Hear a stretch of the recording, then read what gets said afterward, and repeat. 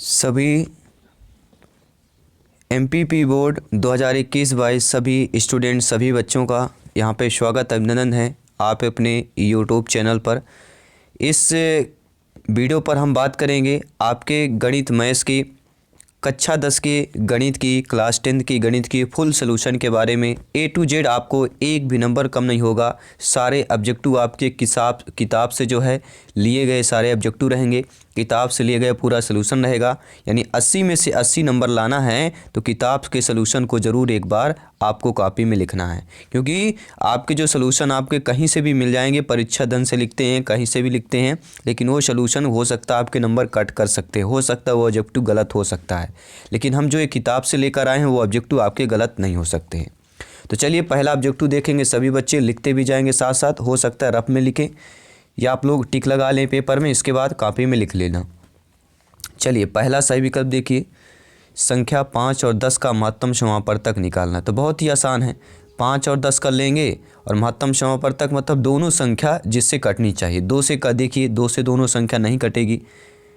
फिर देखिए 3 से भी नहीं। देखिए 5 से, 5 कम 5, 5 से दोनों संख्याएं कट जा रही तो 5 क्या हो जाएगा, इन दोनों संख्याओं का HCF हो जाएगा, अर्थात सी वाला ऑप्शन सही हो जाएगा।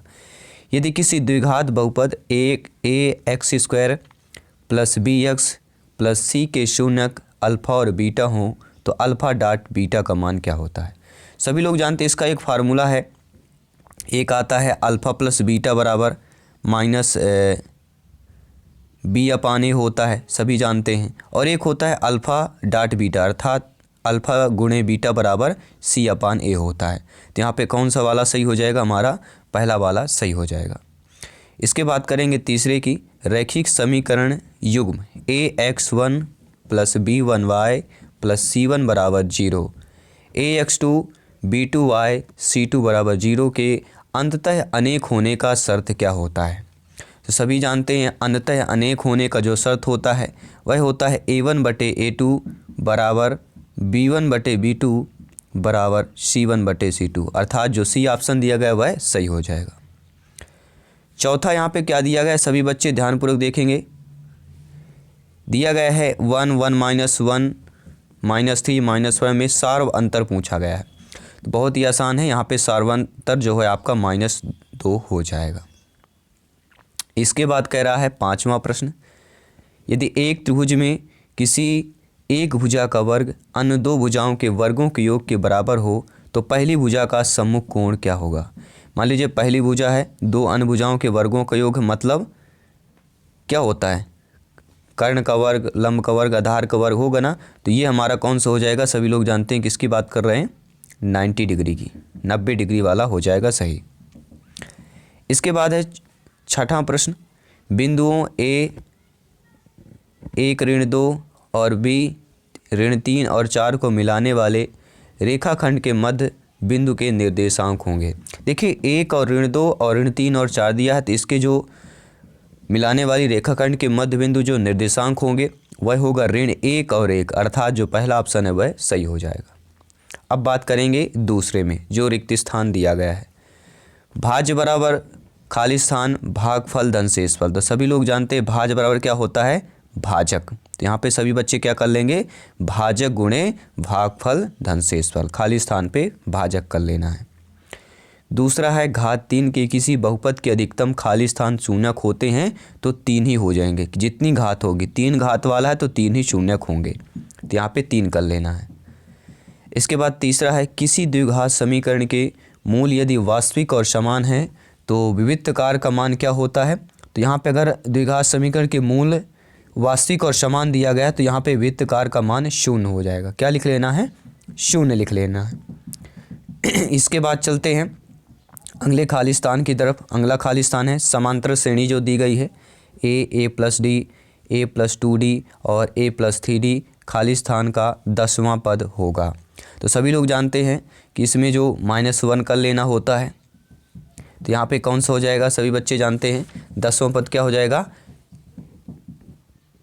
a प्लस जो है d -1 किया जाता है अंतिम पद में, ठीक है। तो क्या कर लेना यहाँ पे a + d -1 करेंगे, 10वां पूछा रहा तो a प्लस क्या हो जाएगा, यहाँ पे 9d हो जाएगा, a + 9d 10वां पद हो जाएगा।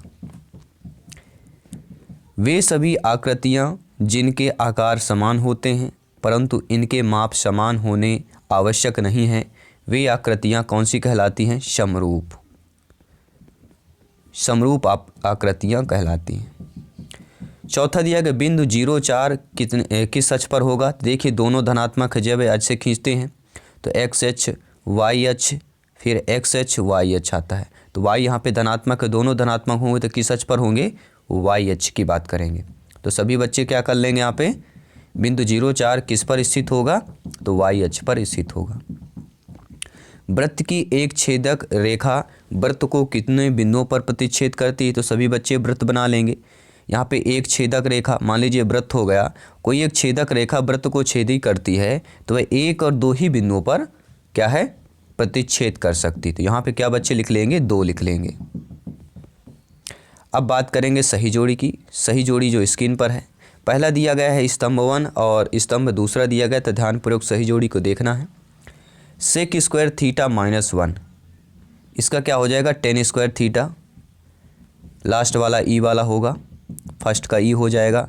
इसके बाद कॉट थीटा का 1/10 थीटा हो जाएगा।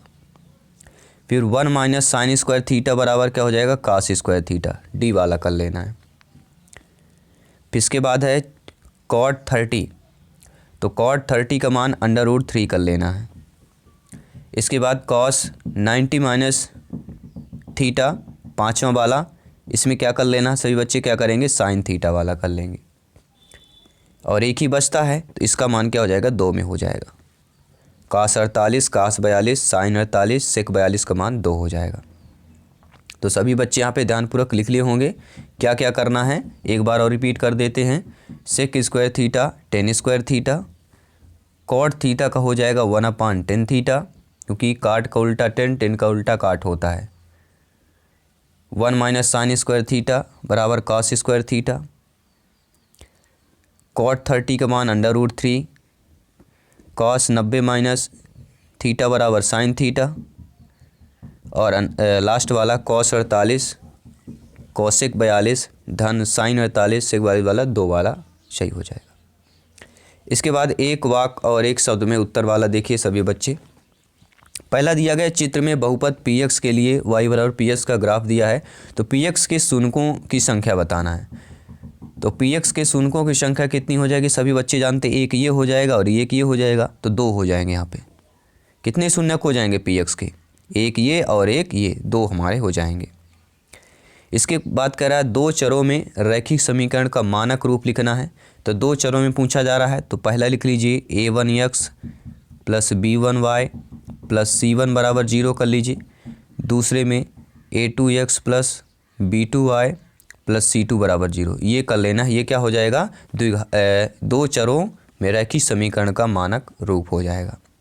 इसके बाद है द्विघात समीकरण ax square plus bx plus c बराबर 0 के विविक्त कर का सूत्र लिखना।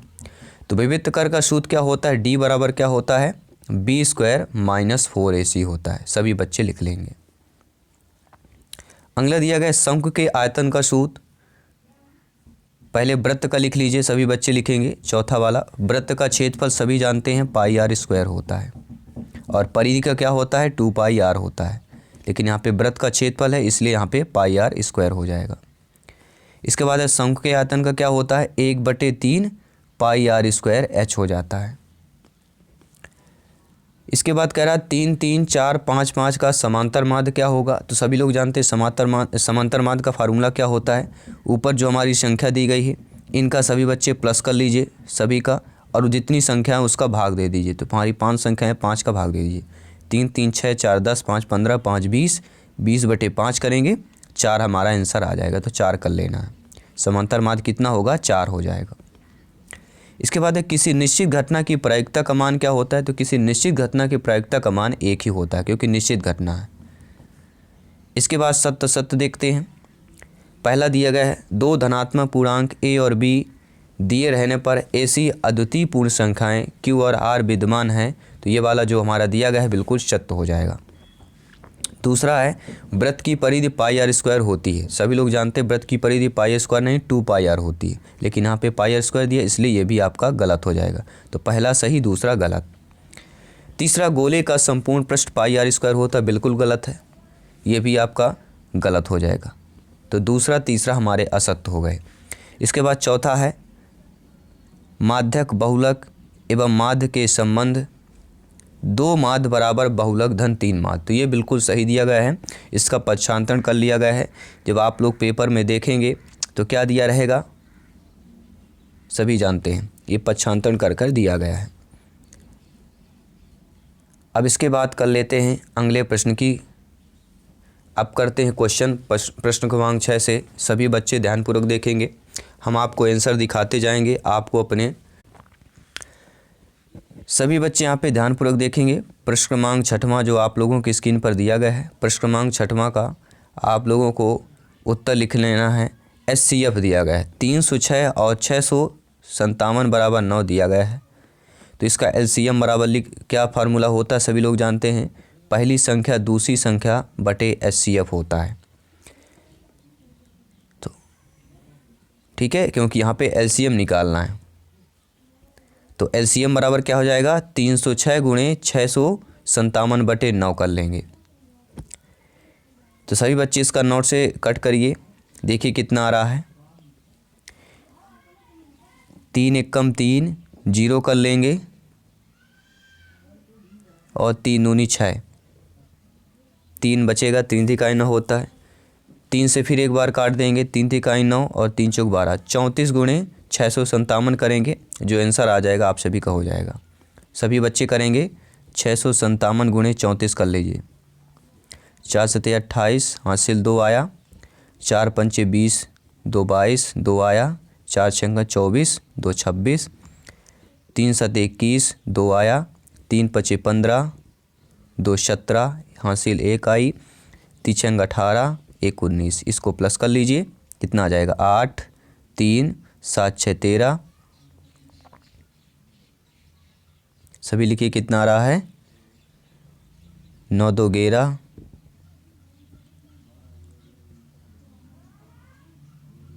8 आ गया, 2 1 3 आ गया, 7 6 13 आ गया, 9 2 11, 1 12 आ जाएगा, 1 1 2 आ जाएगा। तो इतना आपका आंसर हो जाएगा। सभी बच्चे गुणा कर लीजिएगा।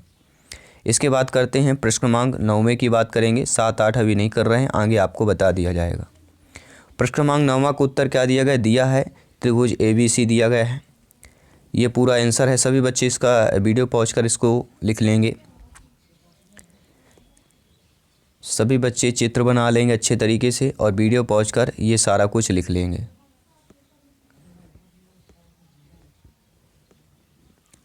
सभी बच्चे लिख लिया। अब बात करते हैं अगले प्रश्न की। प्रश्न क्रमांक 12 का अथवा लिखेंगे सभी बच्चे। अभी बच्चे 10वां भी लिख लेंगे। 10वां प्रश्न सभी बच्चे भी नहीं लिखे हैं, तो 10वां का उत्तर अथवा वाला लिख लेंगे। 9वें के बाद 10वां लिख लीजिए। तीनों बिंदु संरेखी वाला है, तो ABC तीनों बिंदु है, इसलिए इनमें बनाने वाले त्रिभुज का क्षेत्रफल, ये आपका लिखा हुआ ये फार्मूला होता है, K नियतांक है। बहुत ही आसान सा प्रश्न है, सभी बच्चे कर लिए होंगे। अब प्रश्न करेंगे प्रश्न क्रमांक 12। प्रश्न क्रमांक 12 का अथवा सभी बच्चे देखेंगे, दिया है सेक 4A वाला, सभी बच्चे करेंगे। चलिए, तो ये आपके उत्तर स्क्रीन पर है। सभी बच्चे फ़ोटो ले स्क्रीनशॉट ले लें या वीडियो पॉज कर अच्छे तरीके से लिख लेंगे। इसके बाद प्रश्न क्रमांक 13 दिया का अथवा लिखेंगे सभी बच्चे। वर्ग ABCD का क्षेत्रफल 14 गुणे 14 सेंटीमीटर वर्ग सेंटीमीटर बराबर 196 वर्ग सेंटीमीटर। प्रत्येक वृत्त का व्यास 14/2 कितना जाएगा, 7 सेंटीमीटर आ जाएगा। इसलिए प्रत्येक वृत्त की त्रिज्या 7/2 आ जाएगा, क्योंकि व्यास का आधा होता है त्रिज्या। तो एक वृत्त का क्षेत्रफल πr² होता है। बस 22/7 में 7 गुणे 7/2 कर देंगे, फिर गुणे 7/2 कर देंगे। तो सभी बच्चों का यहाँ पे उत्तर आ चुका होगा। अब बात करेंगे